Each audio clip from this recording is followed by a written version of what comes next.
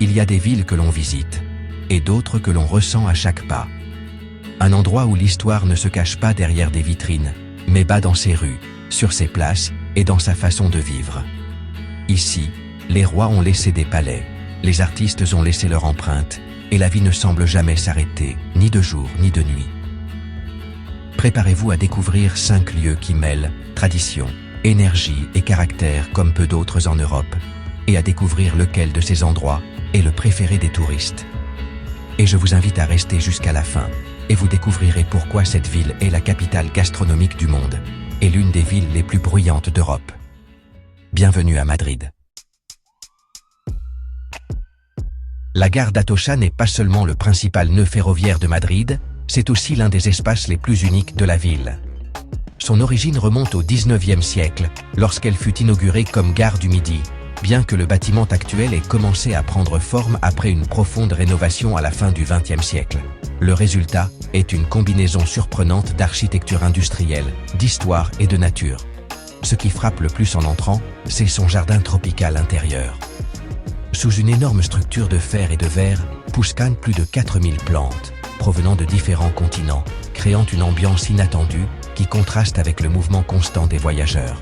Des tortues, de petits étangs et des passerelles font de cet espace l'un des plus photographiés de Madrid. Atocha a été le théâtre d'événements clés de l'histoire récente de la ville, et tout près se trouve un sobre mémorial qui rappelle l'un des moments les plus douloureux vécus par la capitale. Cet espace, silencieux et respectueux, apporte une dimension émotionnelle au lieu. La visite du hall historique et du jardin est entièrement gratuite.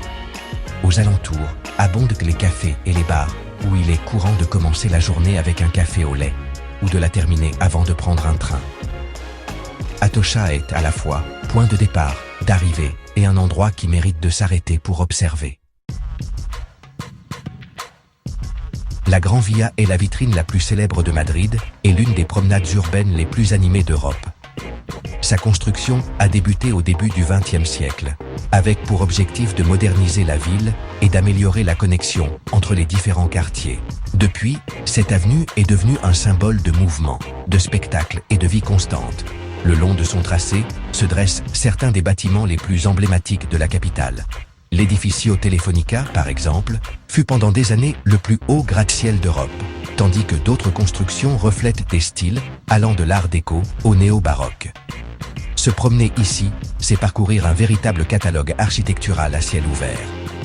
La Gran Via est aussi connue sous le nom de Broadway madrilène. Ses théâtres et cinémas historiques ont accueilli de grandes premières et des comédies musicales internationales, attirant des millions de spectateurs chaque année. Le jour, les boutiques et les cafés donnent le rythme. La nuit, les enseignes lumineuses transforment la rue en une scène vibrante. Beaucoup de ces toits terrasses offrent des points de vue pour des prix qui oscillent généralement entre 5 et 8 euros. La Gran Via résume comme peu de rues le caractère de Madrid, intense, bruyante, élégante et toujours éveillée. Le Mercado de San Miguel est l'un des lieux gastronomiques les plus visités de Madrid, et un exemple parfait de la façon dont la tradition peut s'adapter aux temps nouveaux. Il a été inauguré au début du XXe siècle et se distingue par la conservation de sa structure en fer d'origine, une rareté dans une ville où de nombreux marchés historiques ont été entièrement transformés. Situé à quelques pas de la Plaza Mayor, ce marché est devenu un arrêt quasi obligatoire pour ceux qui souhaitent goûter à la cuisine espagnole sans s'éloigner du centre. À l'intérieur, on trouve des stands spécialisés dans les produits de haute qualité, le jambon ibérique, les fromages artisanaux, les fruits de mer, les plats de riz, les douceurs traditionnelles et les vins de différentes régions du pays. Bien que l'accès soit gratuit, les prix reflètent son caractère touristique. Une tapa coûte généralement entre 3 et 6 euros, tandis qu'un verre de vin ou une bière coûte à peu près la même chose.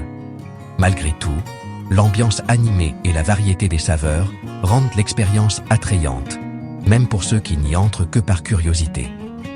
Ce marché reçoit des millions de visiteurs par an et est devenu l'un des plus fréquentés d'Europe.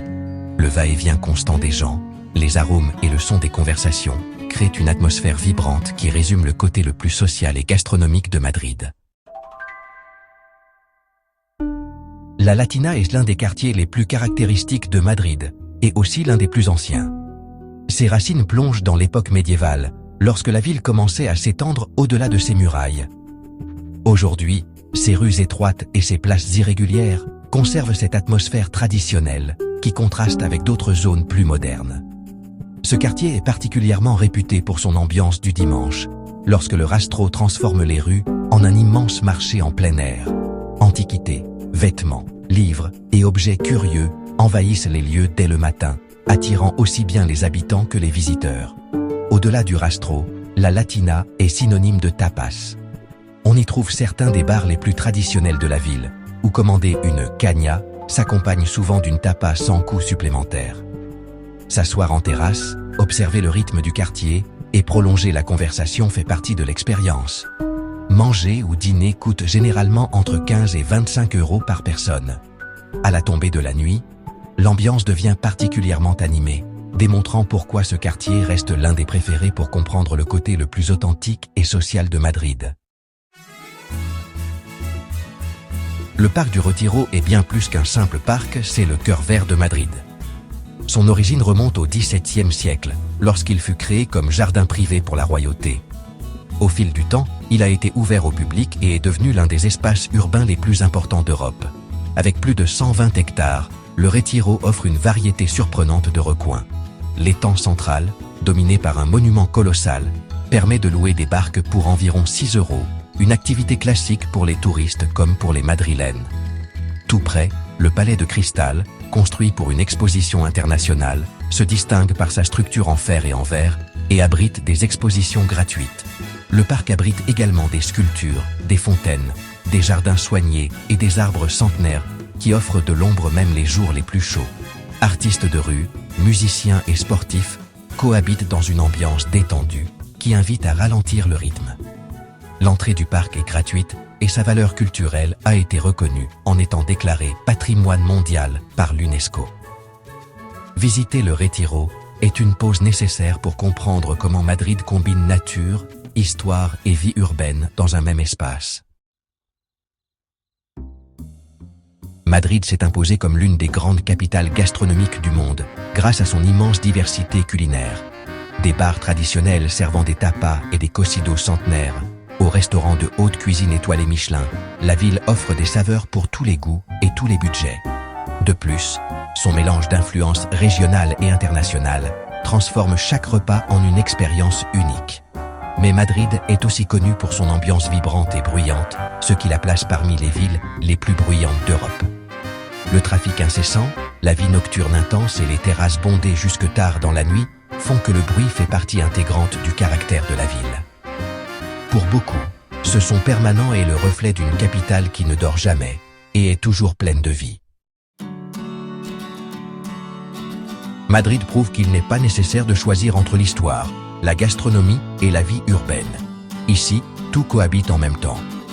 Chaque promenade laisse la sensation qu'il reste toujours quelque chose à découvrir, une rue, une place ou une saveur à goûter. Ceci n'était qu'un aperçu. Lors de nos prochaines promenades, nous visiterons d'autres lieux de cette ville. Si cette visite vous a aidé à découvrir une autre facette de la capitale, soutenez-nous avec un like et abonnez-vous pour continuer à voyager sans bouger de chez vous. Et je vous assure que nous aurons d'autres parcours dans cette ville. La prochaine promenade vous surprendra plus que vous ne l'imaginez. À la prochaine.